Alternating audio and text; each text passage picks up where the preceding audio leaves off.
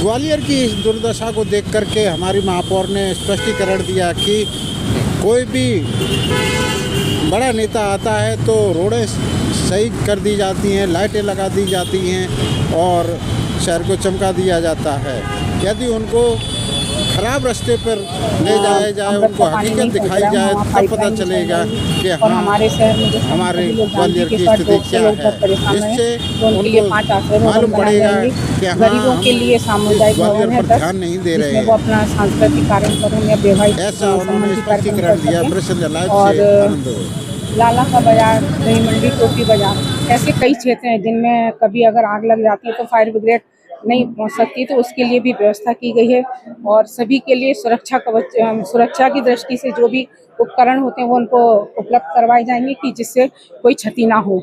और भी कई चीज़ें हैं ऐसी जो मतलब ध्यान में रखते हुए शहर के, और हम लोगों ने जनता पर कोई भी भार नहीं डाला है, क्योंकि जब हम उनको पूरा सुविधाजनक शहर सौंपेंगे तभी जनता पे अतिरिक्त टैक्स से ज्यादा का बजट है तो जनता पर टैक्स लगाएंगे, कैसे आप कमाई करेंगे? नहीं, जनता पे टैक्स नहीं बढ़ाया हमने। गार्बेज शुल्क तो आपने बढ़ा दिया है, 5 रुपए गार्बेज शुल्क, उसको क्या कहेंगे? नहीं, गार्बेज शुल्क तो अभी नहीं बढ़ाया।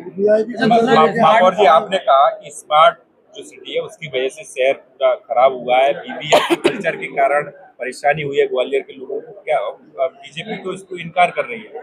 ये तो हम सभी जानते हैं कि स्मार्ट सिटी के द्वारा हमारे शहर की जो हालत हुई है वो स्मार्ट सिटी के ही कारण है, क्योंकि आप सभी देखते हैं कि जब ये लाइट की बात आती है तो स्मार्ट सिटी के कारण हम लोगों ने 2-3 साल से अंधकार में दीपावली निकाली है, लेकिन अभी ये स्मार्ट सिटी से हटा दिया गया है और नगर निगम के आधिपत्य कर दिया गया है। तो अब मुझे लगता है कि इस बार की जो दीपावली होगी वो हमारे शहर में अच्छी मनाई जाएगी, चकाचौंध रहेगी पूरे शहर में। तो स्मार्ट सिटी के द्वारा आप देखते हैं जगह जगह लाइनें खोद दी जाती हैं, फिर उन पर कार्य भी नहीं कराया जाता है। तो ये सब स्मार्ट सिटी कहीं ना कहीं दर्शाते हैं कि स्मार्ट सिटी पूरी तरीके से फेल हुई है। करोड़ों तो घोटाला किया होगा तो उसके लिए तो मैं नहीं जानती ज़्यादा, लेकिन स्मार्ट सिटी से हमारे ग्वालियर शहर की स्थिति बहुत बिगड़ी है। वीआईपी कल्चर की जो बात आपने कही, क्या समाधान होगा? मुझे तो ऐसा लगता है कि अगर जब हमारे शहर में कोई भी वीआईपी आता है तो उसके आने के समय शहर में काम नहीं कराने चाहिए। जैसा हमारा शहर है वैसे ही हमको उसको दिखाना चाहिए, जब तभी तो मालूम चलेगा वीआईपी आने वालों को कि हमारे शहर की क्या स्थिति है। जिस रोड से वो गुजरते हैं वो एरिया अच्छा कर दिया जाता है, उस स्थान पर लाइटें लगा दी जाती हैं, बड़े बड़े होर्डिंग और बैनर लगाए जाते हैं। मुझे लगता है ये खर्च ना करके अगर हम उन पैसों को अपने शहर के विकास कार्यों में लगाएंगे तो जनता के लिए ज़्यादा अच्छा होगा। और वीआईपी आते हैं, उन लोगों का स्वागत है, वंदन है, अभिनंदन है, लेकिन मेरा मानना है कि जैसा हमारा शहर है हमको वैसा ही दिखाना चाहिए, तभी तो उन लोगों को समझ में आएगा कि हम लोग किस स्थिति से गुजर रहे हैं, हमारी जनता कितना परेशान हो रही है, हमारे छोटे छोटे बच्चे कितना परेशान हो रहे हैं। जैसा कि हम सभी लोग जानते हैं इस बार सीवर बरसात में जो पानी भरा, सड़कें धंसी हैं, तो कहीं ना कहीं इसके लिए कौन जिम्मेदार है? मतलब मुझे लगता है कि वीआईपी जिस दिन इस शहर में कम हो जाएंगे, मुझे लगता है शहर की स्थिति अपने आप सुधर जाएगी। प्रशासन से ये कहा है कि उसके बारे में कहा है कि पैसा कमाता है 100 करोड़ मुख्यमंत्री जी से मैंने पत्र भी दिया था कि हमारे शहर को दिए जाएं, लेकिन ये सभी जानते हैं कि इंदौर भोपाल के अपेक्षा ग्वालियर में फंड बहुत कम दिया जा रहा है। चुंगी क्षतिपूर्ति का पैसा भी पूरा नहीं आ रहा है, जिसके कारण हमारे सारे काम अवरुद्ध हो रहे हैं। कहीं ना कहीं कर्मचारियों का वेतन भी समय से नहीं मिल पा रहा है, क्योंकि निगम में से जो थोड़ा बहुत होता भी है वो पूरा वीआईपी जो आते हैं उनमें खर्च हो जाता है।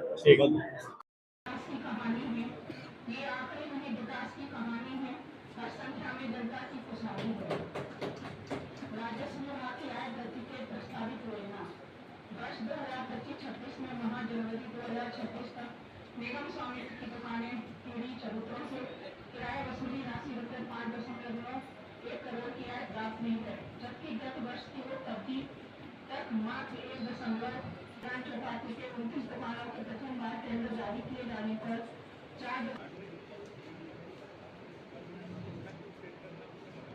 जिनसे प्रथम किस्त के रूप में लगभग 26 लाख रुपए जमा कराए जाने के लिए पत्र जारी किए गए हैं।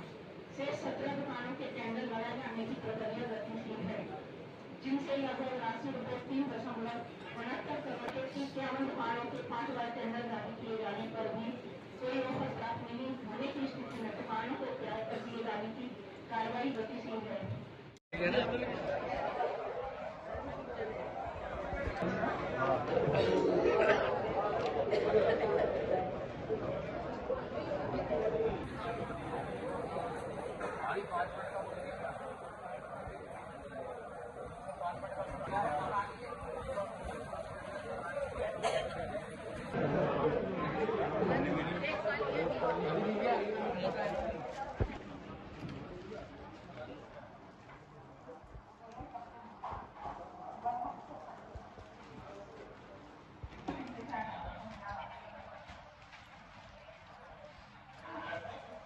माननीय समस्त पार्षद नगर निगम ग्वालियर उपस्थित यहाँ पे ग्वालियर की ऐतिहासिक